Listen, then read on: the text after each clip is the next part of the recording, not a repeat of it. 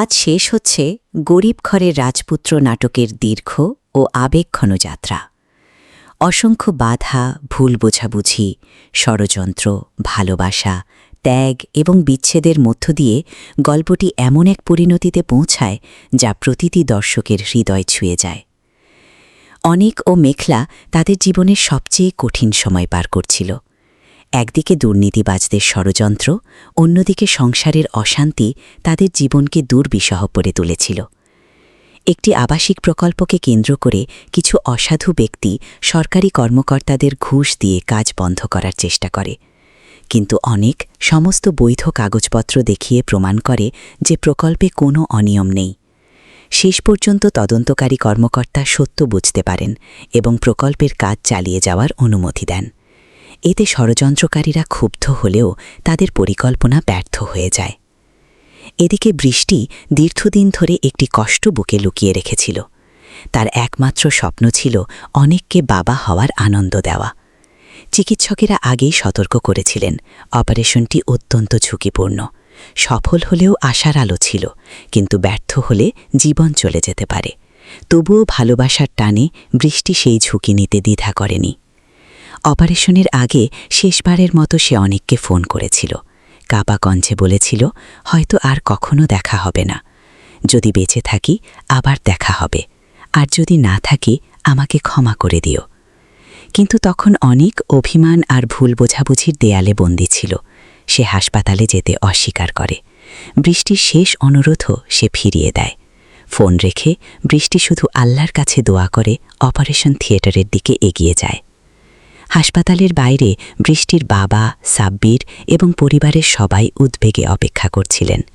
Operation দীর্ঘ হতে থাকে। ডাক্তার বের হয়ে জানান রোগীর অবস্থা অত্যন্ত সংকটাপন্ন।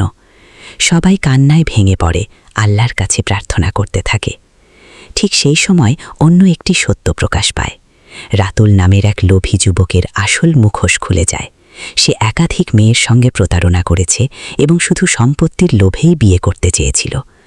সত্য জানার পর সবাই তাকে ঘৃণা করে এবং বাড়ি থেকে বের করে দেয়। লোভ ও প্রতারণার পরিণতি যে কখনো ভালো হয় না, সে তার কঠিন শিক্ষা পায়। কিছুক্ষণ পর অপারেশন থিয়েটারের দরজা খুলে যায়। চিকিৎসকের মুখের দিকে তাকিয়েই সবাই বুঝে যায় সুখবর নেই। ডাক্তার ভারক্রান্ত কণ্ঠে জানান, আমরা সর্বোচ্চ চেষ্টা করেছি, কিন্তু বৃষ্টিকে আর বাঁচাতে পারলাম না। এক মুহূর্তে পুরো পৃথিবী যেন থেমে যায়। বৃষ্টির বাবা বুক চাপড়ে কাঁদতে থাকেন। সাব্বির নির্বাক হয়ে দাঁড়িয়ে থাকে। খবরটি শুনে অনেকের পৃথিবীও ভেঙে পড়ে। সে বুঝতে পারে যার ভালোবাসাকে সে অবহেলা করেছিল, সেই মানুষটিই নিজের জীবন উৎসর্গ করেছে শুধু তাকে বাবা হওয়ার সুখ দেওয়ার জন্য।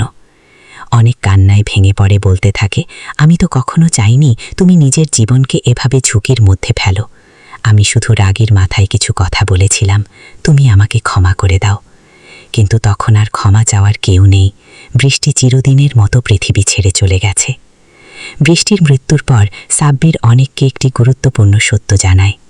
সংসারে তাদের সবচেয়ে বড় শত্রু ছিল কোনো মানুষ নয়, বরং অবিশ্বাস। তারা দুজনেই বারবার অন্যের কথা বিশ্বাস করেছে, কিন্তু একে অপরের সঙ্গে খোলাখুলি কথা বলেনি। যদি তারা নিজেদের মধ্যে বিশ্বাস ধরে রাখতে পারত, তাহলে হয়তো এই করুণ পরিণতি এড়ানো যেত। বৃষ্টির বাবা চোখের জল মুছে অনেককে বলেন, সংসারে তৃতীয় ব্যক্তির কথা নয়, স্বামী স্ত্রীর পারস্পরিক বিশ্বাসই সবচেয়ে বড় শক্তি। বাইরের মানুষের কথায় কান দিলে সুখের সংসারও ভেঙে যায়।